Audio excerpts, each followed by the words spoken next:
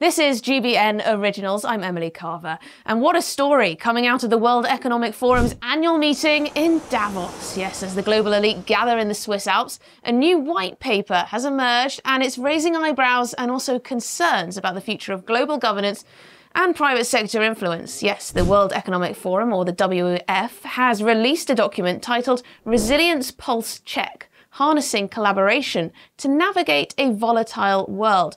Now, that might sound like a mouthful of corporate jargon to you, but make no mistake, the implications of this paper are far-reaching and potentially alarming.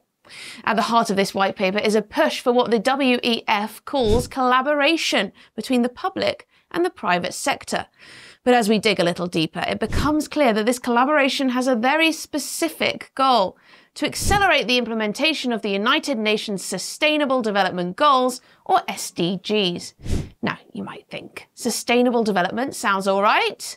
Well, not so fast. Critics argue that this is more a Trojan horse for more sinister agendas, including the widespread adoption of digital ID and increased censorship under the guise of combating misinformation and disinformation. Well, the WEF's paper paints a picture of a world teetering on the brink of chaos. They claim that 84% of companies feel underprepared for future disruptions. It's a classic case of fear-mongering designed to make us more receptive to their proposed solutions. But what are those solutions? Well, according to the World Economic Forum, we need determined and coordinated action across both the public and private sectors. In other words, they want to see more power concentrated in the hands of unelected corporate leaders and international organisations. One of the most concerning aspects of this white paper is its promotion of the Global Investors for Sustainable Development Alliance. This UN-led group brings together major financial institutions and corporations to channel private investment towards the SDGs. It's a clear example of how the lines between public policy and private interests are becoming increasingly blurred. But don't just take my word for it. Let's hear from the man himself, Klaus Schwab, founder and executive chairman of the World Economic Forum, as he delivers the 2025 Global Risks Report. We are coming together at a moment when the world faces critical challenges. Our annual risk report 2025 identifies the foremost risks, such as armed conflicts, extreme weather events, misinformation and disinformation, increasing divisions within societies, within countries, cyber espionage, and many more. Simultaneously, we stand at the brink of what we call here the intelligent age, where artificial intelligence and other groundbreaking technologies and innovations will fundamentally transform economic systems, business models, and personal lives. The transition from the industrial to the intelligent age is occurring at an exponential pace, carrying unprecedented risks for humanity as we strive to prepare and to adapt to its complexities. Yet, it also offers significant opportunities for meeting current and future challenges and spark a new renaissance, one defined by advancements in technology, health, culture, and societal welfare. Well, there you have it. The language of crisis, the language of urgency used to justify an unprecedented level of global coordination between government and corporation. But we must ask ourselves, who really benefits from this type of collaboration? Well, the World Economic Forum's vision of the future is one where private companies play an increasingly central role in shaping public policy and in funding global initiatives.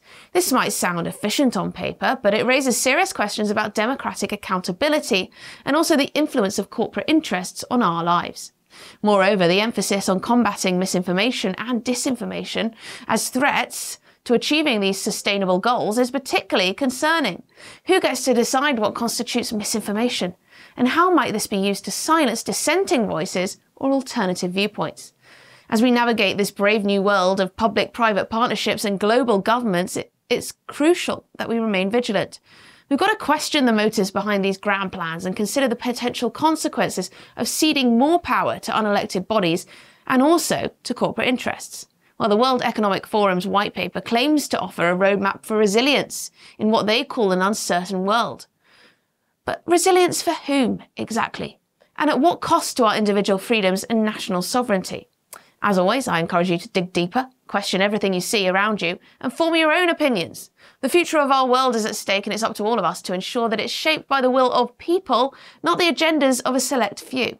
This is Emily Carver for GB News Originals, reminding you to stay informed, stay engaged, and never stop asking questions. Also, make sure you hit subscribe. First, I propose putting an end to anonymity on social media. In our countries, no one can walk the streets with a mask on their face or drive a car without a license plate. No one can send packages without showing an ID or buy a hunting weapon without giving their name. And yet, we are allowing people to roam freely on social networks without linking their profiles to a real identity. This paving the way for misinformation, hate speech, and cyber harassment, because it is facilitating the use of bots, and it is allowing people to act without being held accountable for their actions. Such an anomaly cannot continue. In a democracy, citizens have the right to privacy, not to anonymity or impunity, because with those two, social coexistence would be impossible. That is why I believe we must push forward the principle of pseudonymity as the functioning element of social media, and force all these platforms to link every user account to an European digital identity wallet. This way, citizens could use nicknames if they want, but in the case of a crime, public authorities would be able to connect those nicknames to real people and hold them responsible. Because accountability is not an obstacle to freedom of speech, it is an essential complement to it. On social media user, or it's much better to say, one social media user, one real ID. This is the only way to really ensure that minors do not access inappropriate content, that people who commit crimes are banned or prosecuted from social networks, and that the millions of fake profiles that exist and influence the public conversation are removed.